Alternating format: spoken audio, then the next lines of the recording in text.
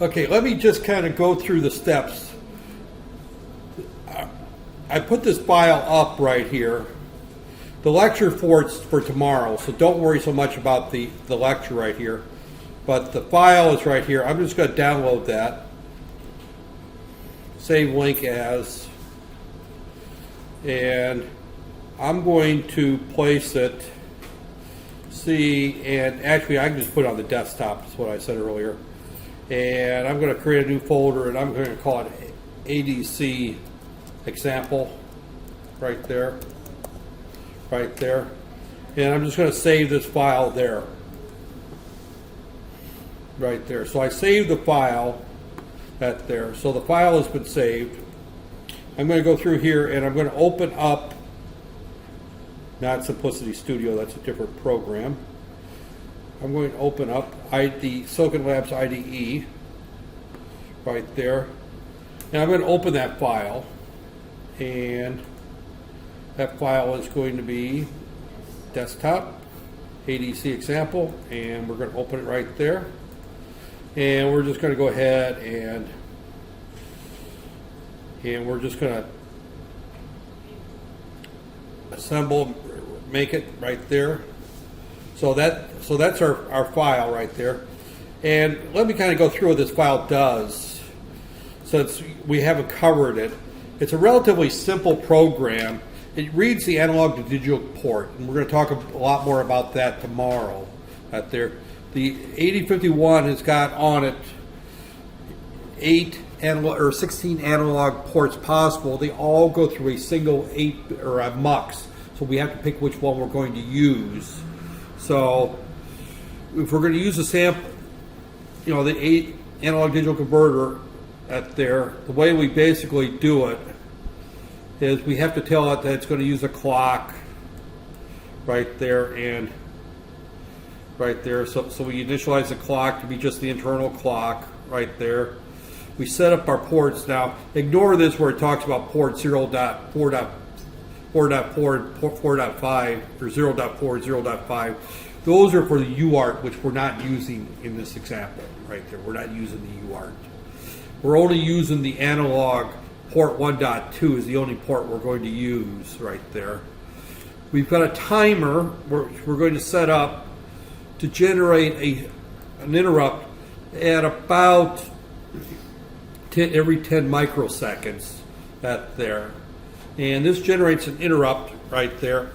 This initializes it. And we also initialize our analog digital converter 0. We tell it to use a clock at whatever frequency. We won't get into that in great detail. We're going to put it in 10-bit mode, 12-bit disabled right there. These are all the modes. We'll talk about those tomorrow. We're just going to use the analog port right there. We set it up and we enable the port right there.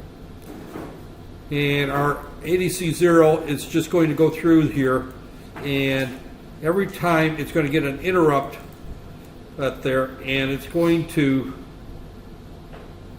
essentially accumulate 1023 interrupts and just average it out. It's just going to take 1,024 or 2,048 measurements, and it's just going to average them out in order to give us what our reading is right there. And we're just going to trap this right here. Right there. We're just going to stop that there. So all I'm going to do is, let me grab there's mine. I'm going to try to run this, and hopefully it runs fine. Right here. Right there. I did not test it with the board before I came in today.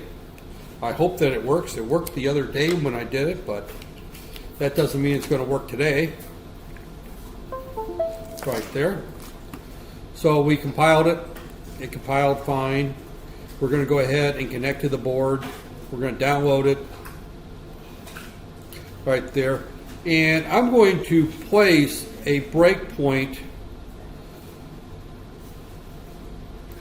I'm going to put MB as a watch value right there, and I'm going to put a breakpoint right there. And the reason I'm going to do that is this is going to run, and there's a potentiometer on this here that if you turn it all the way to the bottom, it shows 0, 0. If I turn it all the way to the top, it should show, and it takes 3300. So all this is doing is reading this potentiometer, that voltage is what that's doing. So we're doing the lab before we go through the theory. So if you look at tomorrow's lecture, it's talking about the analog digital converter. But all this is just basically seeing that it works right there.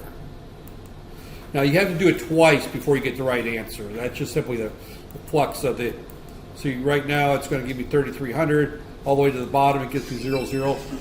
And I turn the potentiometer to do that.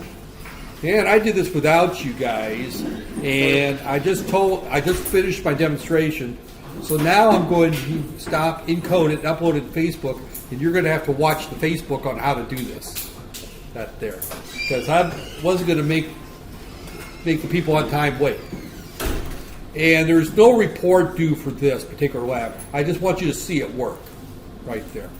So it's a very simple lab that there you just, I think at this point of the semester you've got enough reports to do, enough study to do. I don't want to give you another report to do.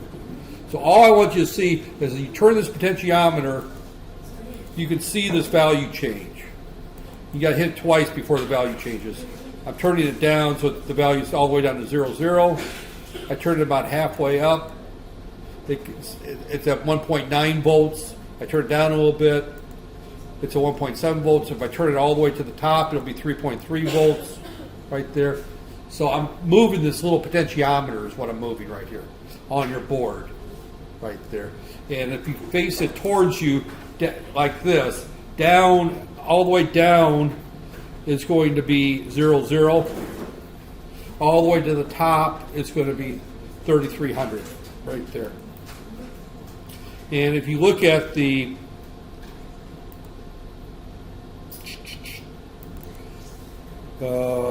desktop stuff, if you look at the data sheet right here, you'll see